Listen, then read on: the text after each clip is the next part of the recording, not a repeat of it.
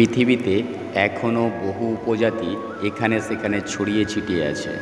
উপজাতিরা প্রধানত এখনও আদিম আইন দ্বারা নিয়ন্ত্রিত হয়। এরা যুগের সাথে তাল মিলিয়ে এখনও তাদের আদিম প্রথা বিসর্জন দিতে পারেনি। সম্ভবত এরই জন্য তাদেরকে আদিবাসীও বলা হয়ে থাকে। এসব উপজাতিরা তাদের নির্দিষ্ট ভাষায় কথা বলে, যা লিখিত নয়। নিজস্ব সংস্কৃতি এবং আইন দ্বারা জীবন অতিবাহিত করে।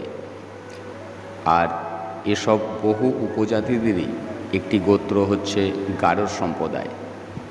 গারোরা মাতৃতান্ত্রিক সমাজ ব্যবস্থায় নিয়ন্ত্রিত হয়।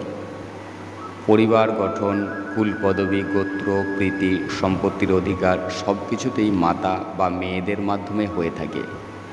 গারো পরিবারের প্রধান হচ্ছে মাতা। সম্পত্তির অধিকারে পুরুষের কোনো ভাগ নেই। বিয়ের পর মেয়েরা স্বামীকে নিজের বাড়িতে নিয়ে আসে। সন্তান মায়ের গোত্রের অন্তর্ভুক্ত হয় এবং মাতৃকুল পদবী গ্রহণ করে। গারো মেয়েরা সাধারণত পিতার মাচাং থেকে মনোনীত ব্যক্তিকে, অধিকাংশ ক্ষেত্রে পিস্তুত ভাইকে বিয়ে করে। বিয়ের পর স্বামীর সম্পত্তি দেখাশোনা করে এবং শ্বশুর মারা যাবার পর তাকে শাশুড়িকেও বিয়ে করে আশ্রয় দিতে হয়। গারোরা প্রধানত নিজেদের প্রচলিত রীতিনীতির বাইরে সহজে যেতে চায় না। এরা ধরে রাখার চেষ্টা করে সভ্যতার গোড়ার কথা।